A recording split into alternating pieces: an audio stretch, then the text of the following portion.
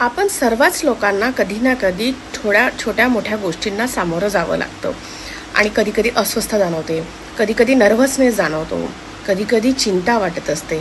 पण ही जेव्हा चिंता अतिशय जास्त प्रमाणात होते आणि थांबत नाही, मेंदू सतत चालू असतो, असं जेव्हा होतं आणि आपण काही केलं, जरी झोपलं, उठलं, कोणत्याही कामात लक्ष दिलं आणि सगळ्यात महत्त्वाचं कुठल्याही कामात जरी असलो तरी तेच तेच विचार येत असतात, तर ह्याला मात्र चिंता जी नेहमीपेक्षा जास्त आहे आणि काळजी आपण जास्त करायला लागलोय असं समजायचं. मग हे नॉर्मल इंडिव्हिज्युअल जे असतात त्याच्यापेक्षा वेगळं कसं, तर हे मी जे सांगितलं त्याच्यावरून आत्ता आपण बघूयात की नेमकं एन्झायटीचे लक्षणं कोणकोणते असतात.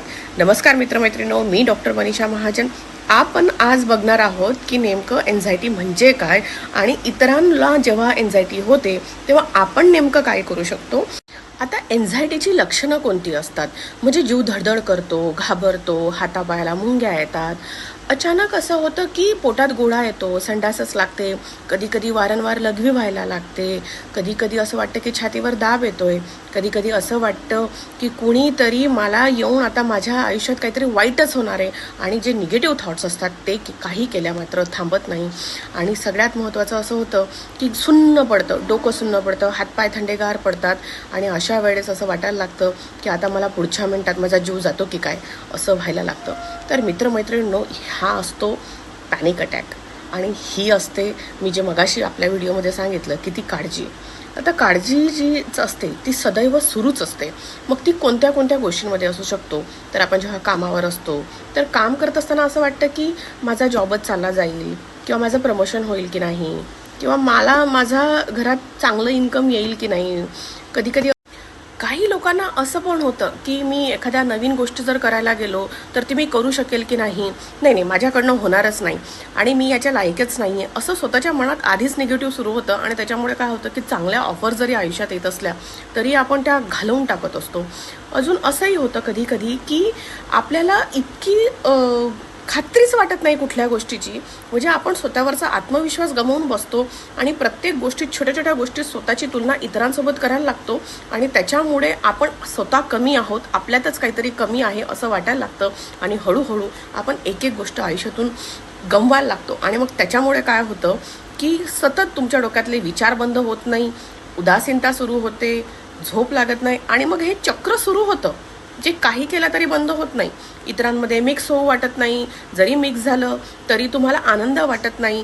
आणि कधी कधी असं होतं की तुम्ही एखाद्या फॅमिली फंक्शनमध्ये असतात पण तुम्ही सतत मोबाईलच बघत असतात आणि माझा मुलगा घरी व्यवस्थित पोहोचेल की नाही, मुलगी पोहोचेल की नाही, त्यांच्यासोबत कुणी वाईट केलं असेल का, किंवा त्यांना कोणी काही व्यसनं लावली असतील का, किंवा ती चुकीच्या मित्रमैत्रिणींसोबत राहत नसतील, असे एक ना अनेक विचार सतत सुरू असतात जोपर्यंत ती व्यक्ती किंवा ते काम किंवा अशी कुठलीही गोष्ट जोपर्यंत संपत नाही किंवा तुमच्या डोळ्यासमोर येत नाही तोपर्यंत तुमची लक्षणं मात्र थांबत नाही.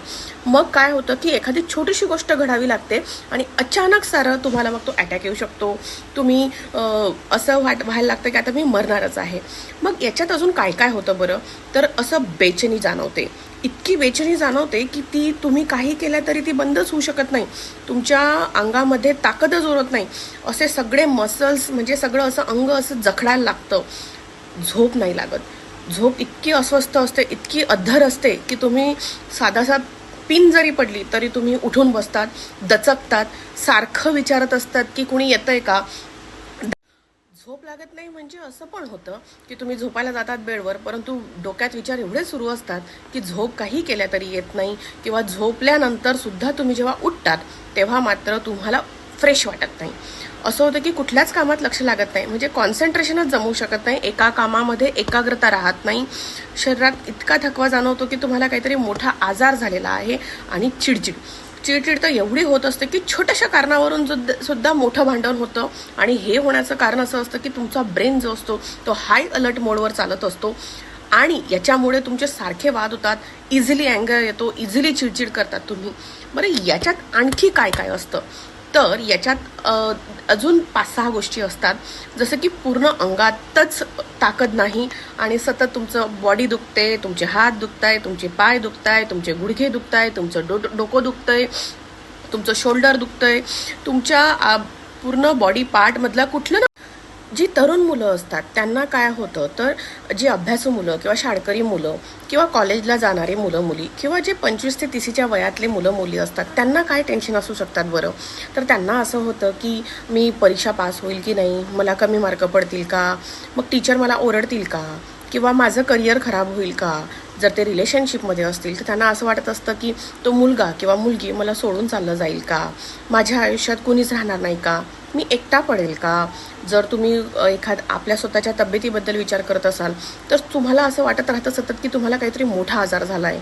तुम्ही सतत दवाखान्यात जात असतात, सतत असं वाटत असतात की घरातला कुठला तरी व्यक्ती असेल त्याला आजार झाला आहे, त्याची सतत तुम्ही काळजी घेत असतात आणि तुम्हाला भीती असते की आत्ता माझं काहीतरी वाईट होईल किंवा माझ्या आयुष्यात काहीतरी उलट होईल की जे मी कधी चांगलं करू शकणार नाही. जर मुलं असतील तर त्या मुलांना तुमच्या मनात असा विचार होतो की माझ्या मुलांना कोणीतरी किडनॅपच करेल किंवा माझा मुलगा जर कॉलेजमधून घरी येत असेल तर घरी मग ही जी एन्झायटी आहे ती किती दिवसांची असेल किंवा आपण याला ह्या एन्झायटीला ट्रीटमेंट घेतली पाहिजे असं आपण कधी म्हणायचं. तर जेव्हा तुम्हाला दिवसभर ही लक्षणं असत असतील आणि 6 महिन्यापेक्षा जास्त कालावधी जर याच्यासाठी गेलेला असेल, सोशिओ ऑक्युपेशनल इम्पेअरमेंट म्हणजे जे काम तुम्ही करता आहे ते तुम्ही व्यवस्थित करू शकत नाही आहे, तुम्ही तुमचे 100% देऊ शकत नाही आहे, असं जर तुमच्या कामामध्ये तुम्हाला वाटत असेल तर मग नक्कीच तुम्ही डॉक्टरांचा सल्ला घेतला पाहिजे. तर याच्यात असं होतं की मित्रमैत्रिणींना आजच्या या व्हिडिओमध्ये आपण असं बघितलं की नेमकं एन्झायटीचे लक्षणं काय काय असतात.